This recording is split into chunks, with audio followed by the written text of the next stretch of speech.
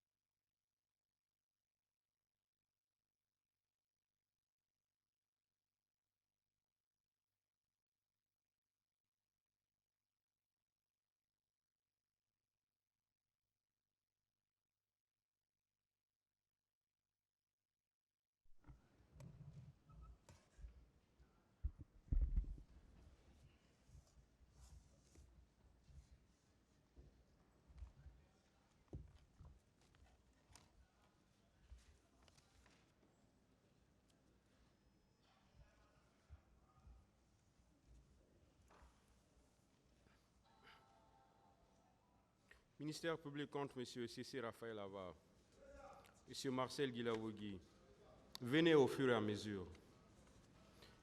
M. Claude Pivi, M. Moussa Kieboro Kamara, M. Ibrahim Kamara Di Kalonzo, M. Aboubakar Gakite Di Toumba, M. Blaise Goumou, M. Moussa Dadis Kamara, M. Mamadou Aliou Keita, M. Alpha Madou Balde, M. Abdoulaye Chérif Diaby, M. Paul Mansa Guilawogui.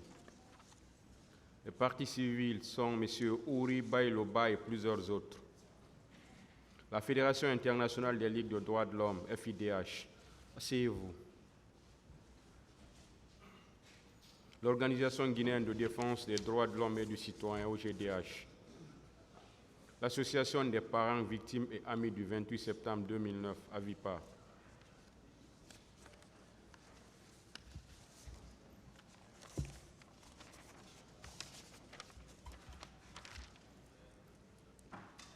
On va continuer avec les partis civils pour leurs demandes.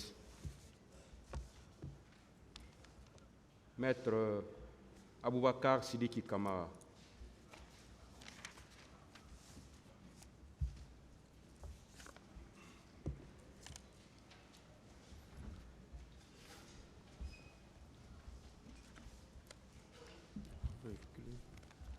Reculez un peu.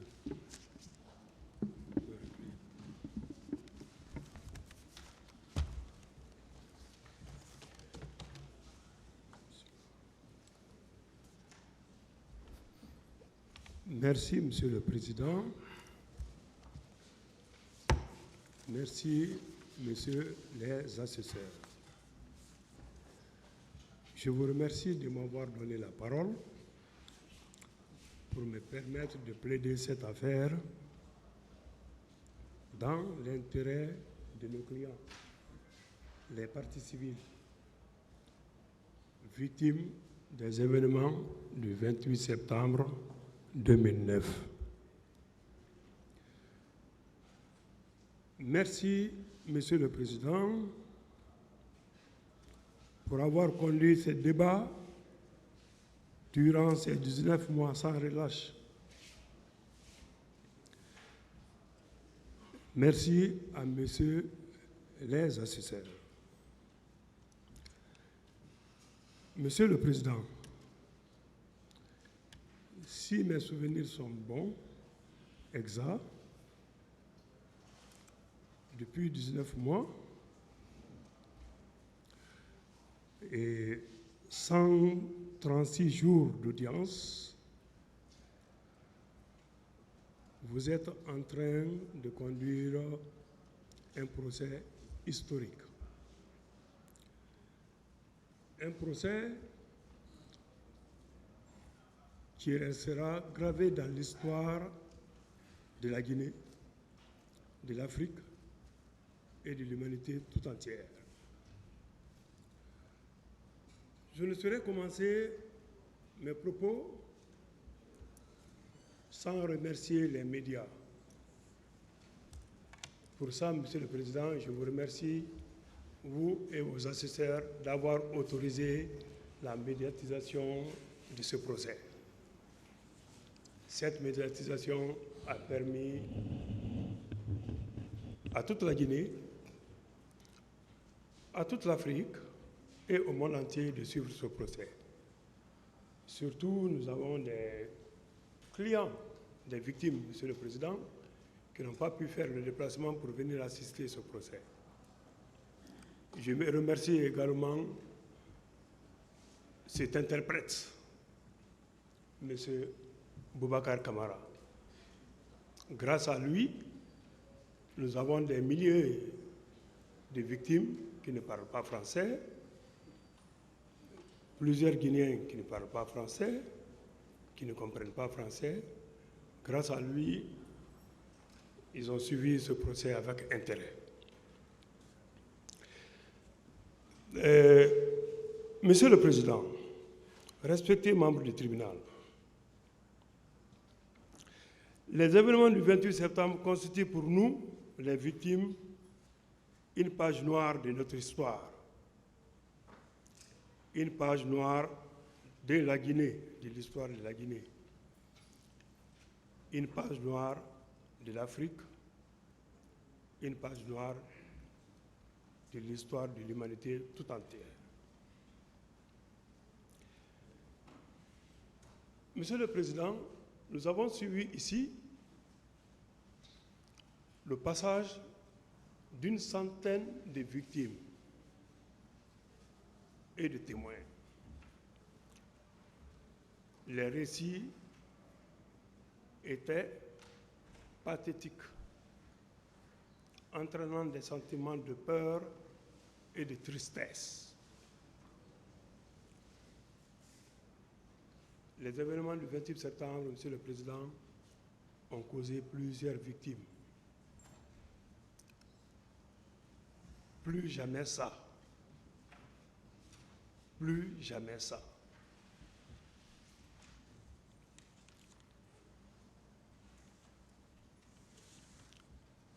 Je ne reviendrai plus sur les faits déjà développés par mes éminents confrères de la partie civile. Je ne reviendrai plus non plus sur la responsabilité des accusés. Mes confrères qui m'ont précédé ont étayé ces éléments avec succès. Je partage aisément leur analyse et leurs demandes. Je m'attellerai à démontrer que les événements du 28 septembre n'ont pas été un fait imprévu. Donc, c'était un fait qui a été savamment préparé. C'est ça la vérité, Monsieur le Président. Monsieur le Président, Messieurs les assesseurs, pour que vous rentrez en condamnation contre les accusés, vous devez vous assurer absolument qu'ils sont coupables des faits qu'on leur reproche. C'est-à-dire, en ce qui concerne eux, les accusés, l'existence de l'élément moral ne doit pas faire de faille. Cet élément moral n'est autre que l'attitude psychologique de l'auteur vis-à-vis de la commission des faits réprimés par la loi pénale. C'est pourquoi, Monsieur le Président, respectés membres du tribunal, vous constaterez aisément, dans l'attitude du capitaine Moussa Dadis Camara,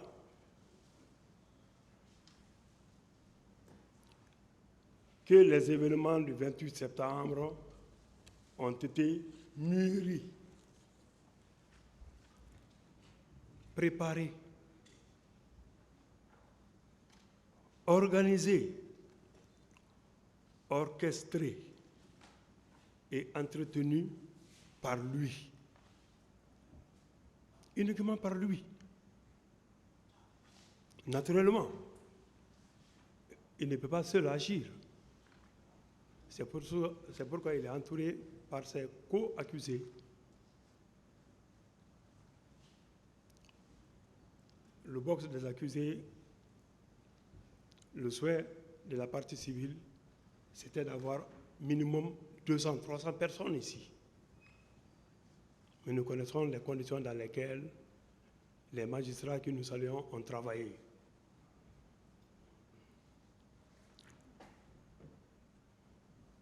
Monsieur le Président, évidemment, je dis bien, il ne pouvait agir seul. Il s'est fait entourer par ses proches, par des personnes qui sont engagées inconditionnellement à sa cause. C'est ça la réalité de cette affaire, Monsieur le Président. Avant les événements du 28 septembre, Monsieur le Président, il a eu des signes précurseurs qui attestent qu'on préparait quelque chose contre tout mouvement qui pourrait s'opposer à l'autorité de M. Dadis Camara. Donc, il a eu des actes préparatoires avant les événements du 28 septembre 2009. Parmi ces actes préparatoires, Monsieur le Président,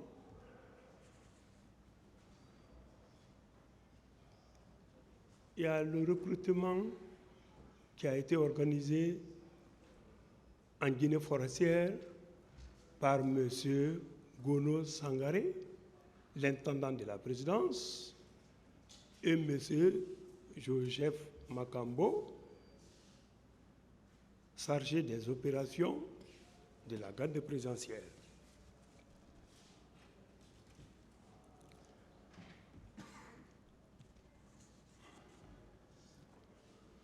M. Gono Sangaré, je dis bien, était l'intendant de la présidence de la République.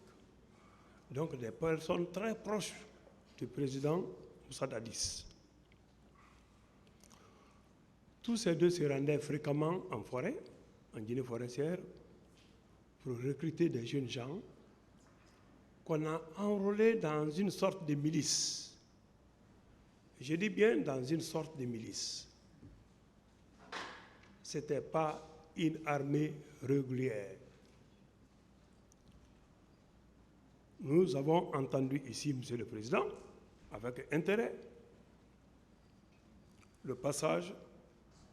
Nous avons entendu l'audition de Monsieur le général Oumar Sano,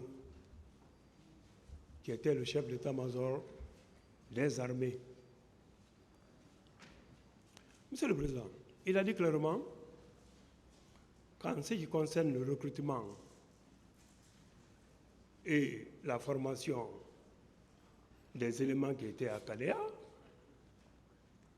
lui, en tant que chef d'état-major, qui n'était pas associé.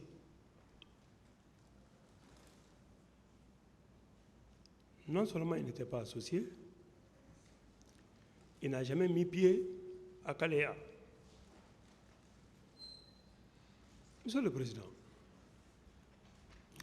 la déclaration de cet officier d'état-major n'est pas une déclaration fortuite.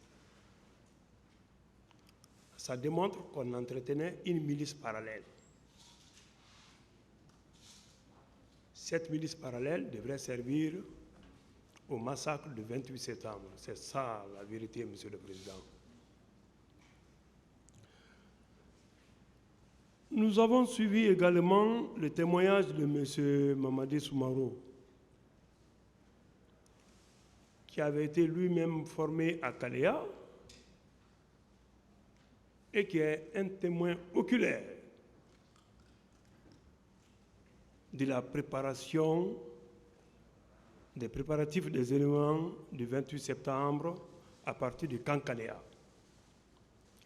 Les éléments du camp Kalea qui sont venus opérer au stade du 28 septembre ont pris le départ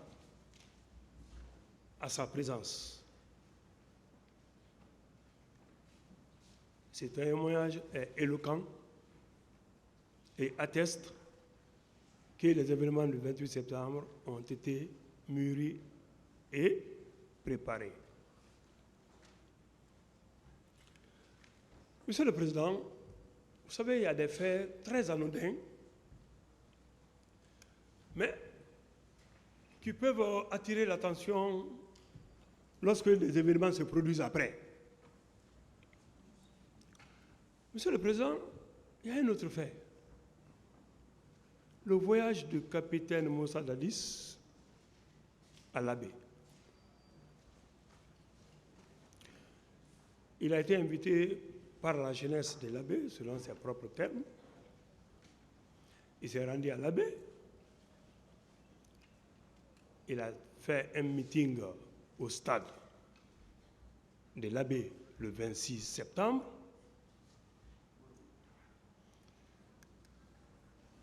Et il n'a même pas eu le temps de rencontrer la notabilité de l'Abbé. Précipitamment, il a décidé de se retourner à Conakry.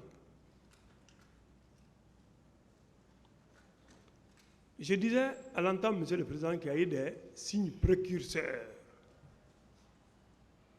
Ça, c'est un signe précurseur. Il s'est déplacé de Conakry pour venir assister, pour venir répondre à une invitation. Il vient à l'Abbé avec toute la distance parcourue. Il n'a même pas le temps de rencontrer la notabilité de l'Abbé. Et il décide de se retourner précipitamment sur Conakry.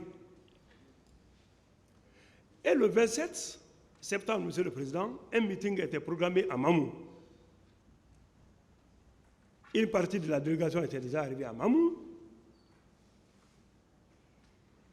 La population de Mamou préparait cette manifestation, cette réception. Mais de l'Abbé,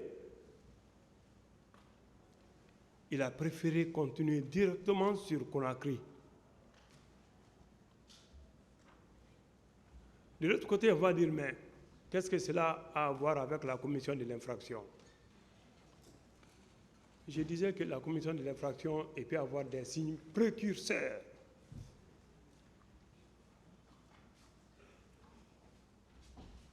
Il est rentré précipitamment sur Conakry, non seulement sans terminer son programme à l'Abbé, et en renonçant à la réception de Mamou qui était prévue le 27. Monsieur le Président Dadis est rentré effectivement à Conakry dans la nuit du 26 septembre 2009. C'était pour venir préparer ce massacre. Il était convaincu que les forces vives n'allaient pas renoncer à leur manifestation. Donc c'était un défi pour lui. Vous savez, Monsieur le Président Dadis avait organisé un meeting géant dans l'enceinte du même stade du 28 septembre. Au cours de ce meeting, le président Wade était son invité personnel. Il voulait montrer à l'Afrique et à la Guinée qu'il est populaire, que s'il se présente, il va passer les élections haut la main. Donc, et si les forces vives, elles aussi, organisent une manifestation, ça risque de le contredire. Donc, il fallait à tout prix empêcher les forces vives de tenir ce meeting. C'est pour cela qu'il est rentré précipitamment sur Conakry, Monsieur le Président. Et, Monsieur le Président, il a dit qu'il est rentré dans la nuit du 27. Ce n'était pas la nuit du 27, c'était la nuit du 26. Cela a été attesté ici par des éléments que nous avons produits. le 27, la journée, la communauté Loma avait organisé une manifestation dans l'enceinte du camp Al-Faya. Ça, c'était le 27. Il a désigné le général Sekouba pour le représenter à cette manifestation. Ce dernier, à son tour, a désigné le commandant Aboubakar Toumba et capitaine Marcel pour représenter l'autorité à cette manifestation.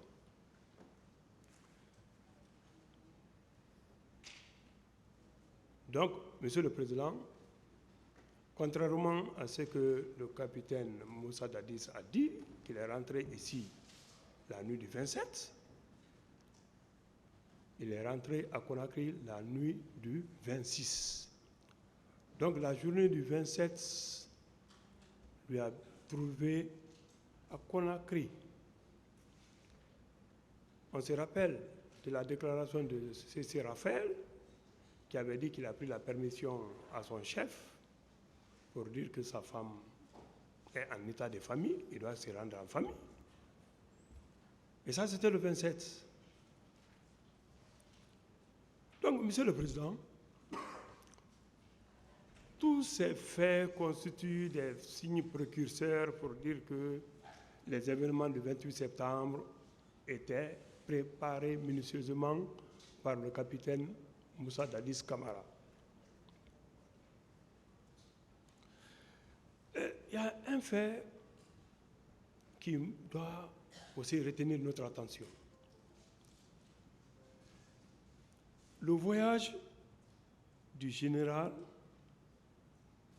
Sekouba Konaté à l'intérieur du pays, précisément à Guéguédou, Mazantan et Zérekore.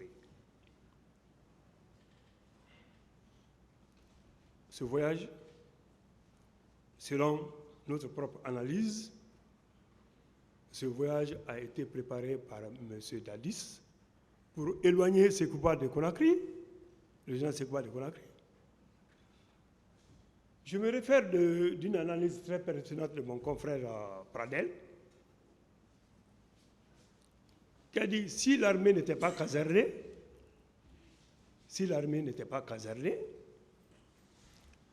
il allait avoir un affrontement entre l'armée et la milice. Parce que l'armée n'allait pas comprendre pourquoi cet agissement de la milice, de Kaléa.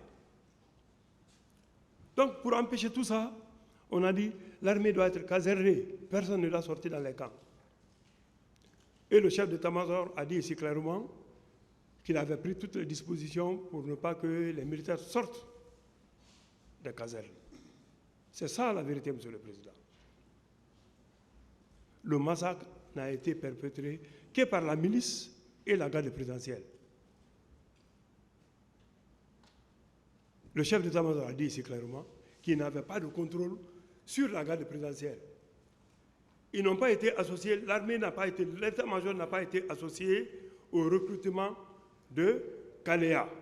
Et il n'a jamais mis pied là-bas. Ça, c'est la déclaration d'un officier supérieur qui avait la charge de diriger toute l'armée guinéenne. C'est comme si nous étions dans un autre pays, une autre république. Deux armées dans un pays. Monsieur le Président, en ce qui concerne le voyage de général Sekouba à l'intérieur du pays, Monsieur le Président, capitaine Moussa Dadis a déclaré à cette barre que celui-ci s'est rendu à l'intérieur du pays sans l'informer. Monsieur le Président, comment cela peut être possible? Monsieur, le général Sekouba s'est rendu à l'intérieur de la Guinée à bord de l'hélicoptère présidentiel. Et il était accompagné par un proche du président Moussa Dadis, M. Papakoli Kourouma.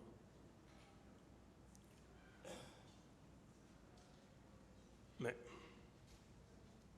donc, cela veut dire que ce n'était pas lui le président de la République. Il ne dirigeait rien. Il n'était au courant de rien. C'est la preuve de la mauvaise foi, Monsieur le Président.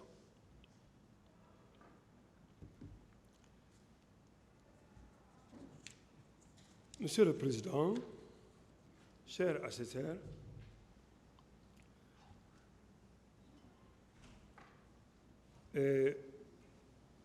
nous avons été choqués. Nous avons été choqués par les propos du capitaine Moussa Dadis à cette audience. Quand il dit qu'il avait affaire avec une armée indisciplinée.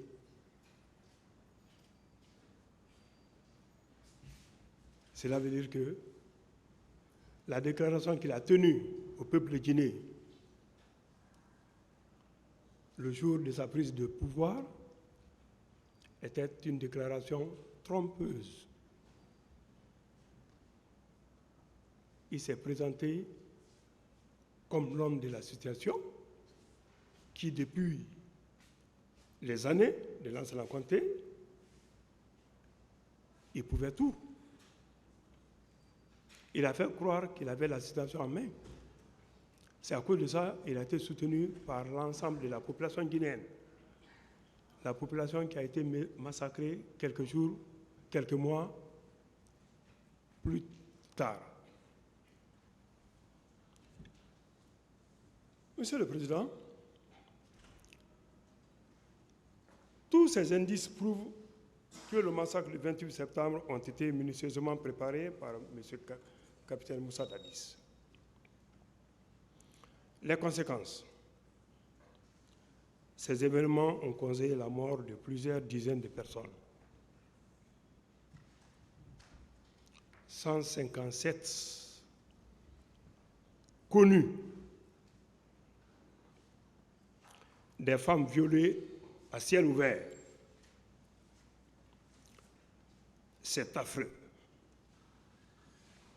C'est terrible. Des viols à ciel ouvert.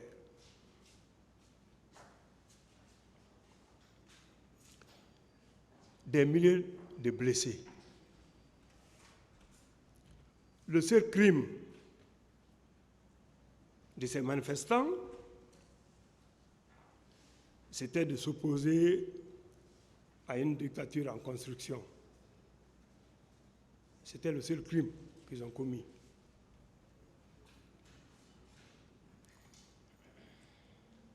Tout ça pourquoi?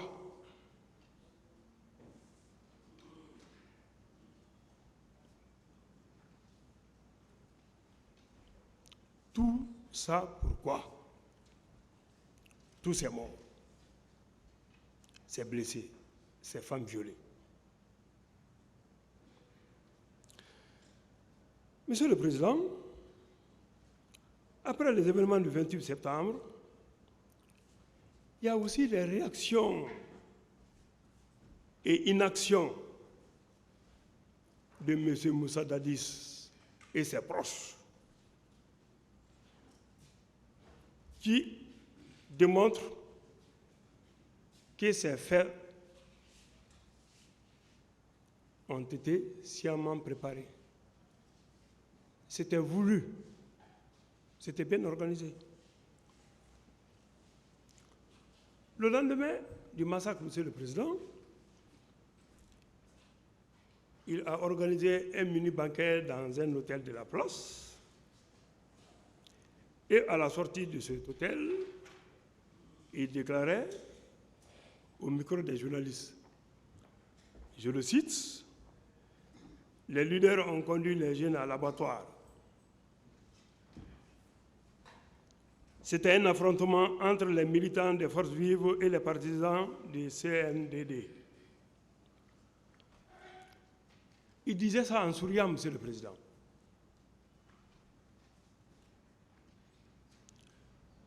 C'est à cette occasion qu'il a dit, le destin est phénoménal.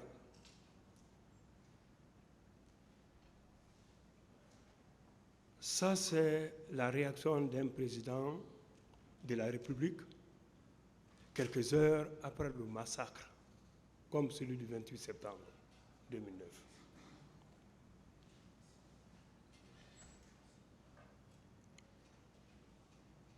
Un tel massacre dans votre pays, le pays que vous dirigez.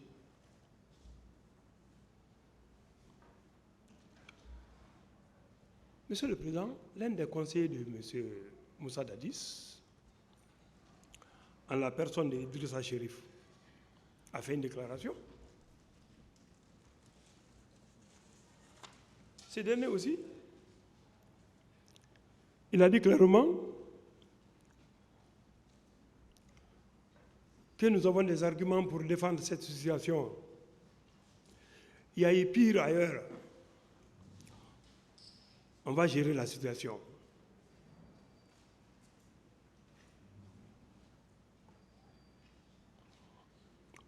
Aucun signe de compassion pour les victimes.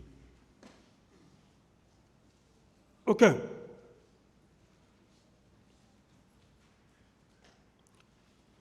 Pas de deuil national.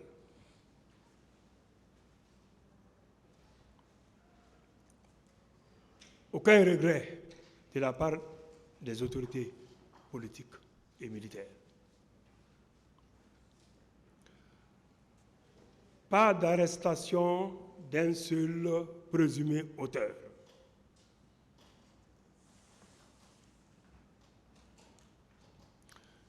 Plus grave, on continue à pourchasser les militants des forces vives dans les quartiers, des jours durant, après le 28 septembre. On continue à piller les biens des gens qui sont proches, selon eux, qui sont proches des forces vives.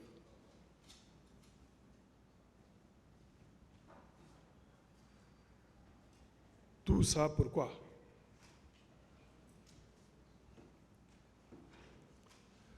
Monsieur le Président,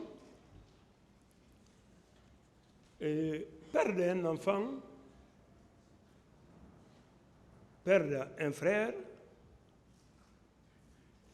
perdre une mère, une sœur, un proche,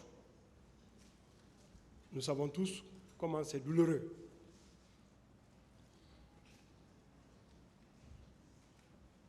Encore douloureux si c'est dans une circonstance comme celle du 28 septembre 2009.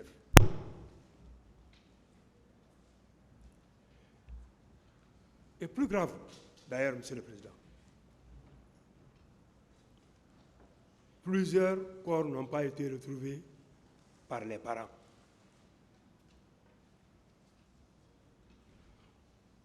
Plusieurs corps n'ont pas été retrouvés par les parents. Donc, jusqu'à date, les gens-là ne peuvent pas faire le deuil correctement. Sur l'esplanade de la mosquée Faisal, Monsieur le Président, le jour qu'on a décidé de rendre les quelques corps aux parents des victimes, pour dire que tout ce qu'ils ont fait, ils ont bien fait. Les parents qui protestaient sur l'esplanade de la mosquée ont été gazés. Ont été gazés par la police et la gendarmerie.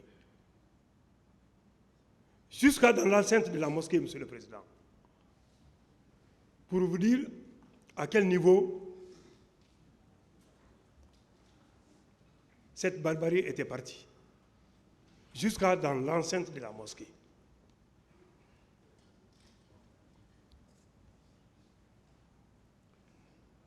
Monsieur le Président,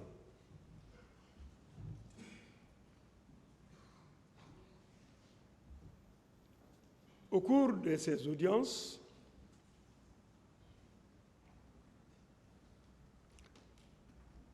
les victimes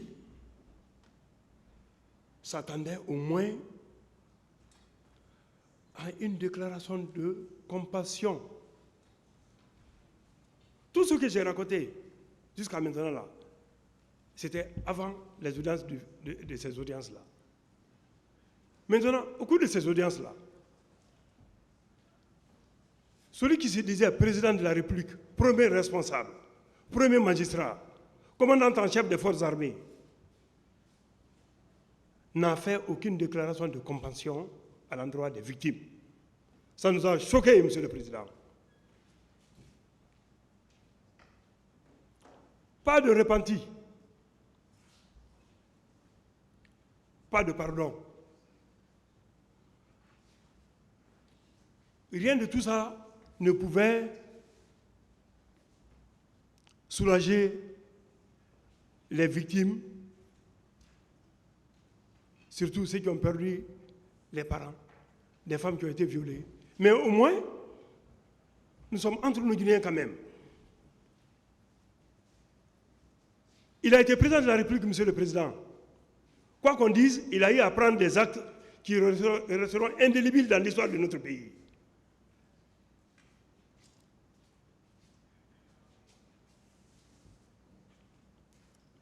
Nous, victimes, nous avons été déçus, Monsieur le Président.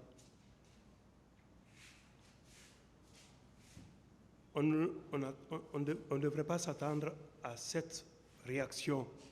Au contraire, on a même cherché à nier ce qui s'est passé au 28 septembre.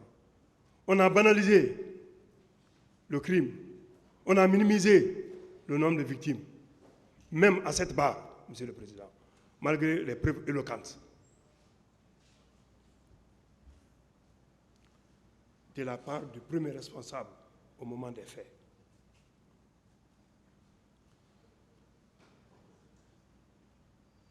Monsieur le Président, en lieu et place des déclarations de soulagement, nous avons assisté à une scène de désolation et de mépris. Nous avons été choqués.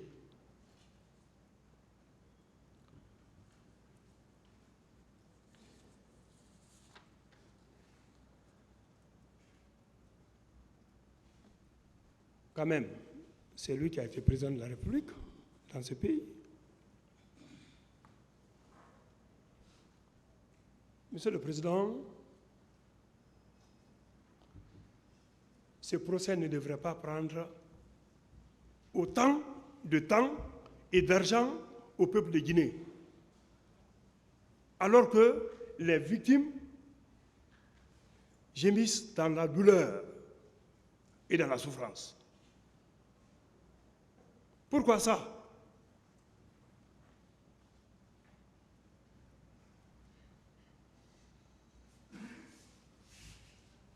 Monsieur le Président,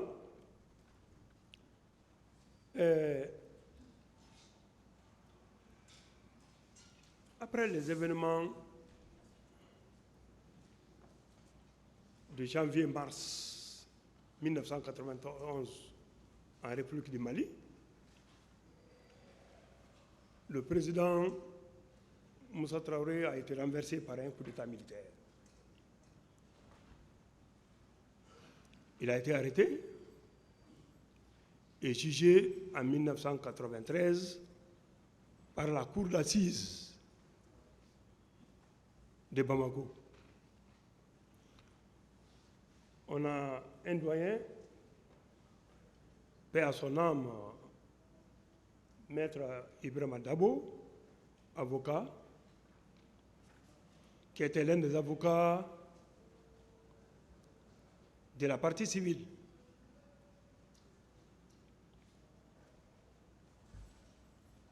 Monsieur le Président, au cours de ce procès, le général Moussa Traoré a assumé ses responsabilités devant le peuple du Mali. Le général Moussa Traoré a reconnu les faits Nous savons tous qu'il n'a pas été sur le champ pour prendre des armes tirées sur la population. Il a demandé pardon au peuple malien et aux victimes. Ce comportement a même surpris Maître Ibrahima Dabo, qui était l'un des avocats de la partie civile.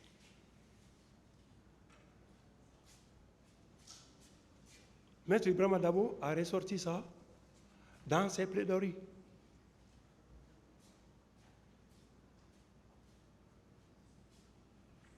Ce monsieur a assumé ses responsabilités.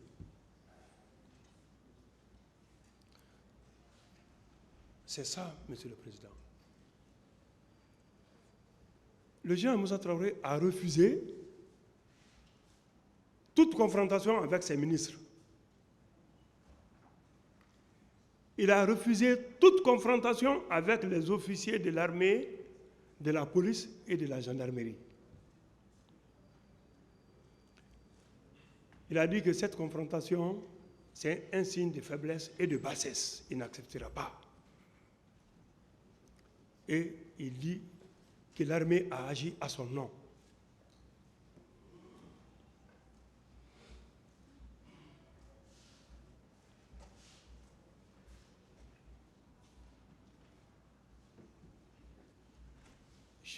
Ici, nous avons assisté à autre chose, à une scène de désolation et de mépris. Les victimes ont été même insultées dans cette salle. On a dit non, c'est pas une victime. Non, ce dernier a fait un accident sur la moto. Bon sang.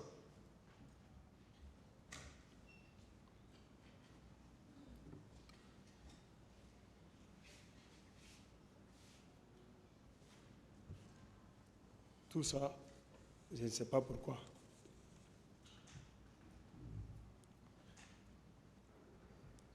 Monsieur le Président,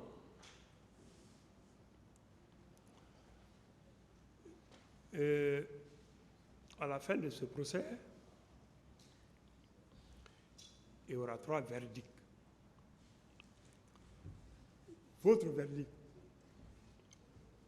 votre décision, la sentence que le tribunal va rendre.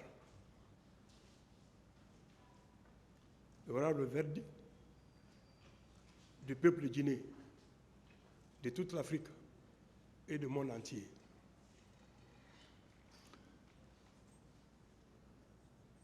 Il y a aussi le verdict de la conscience de chacun des accusés.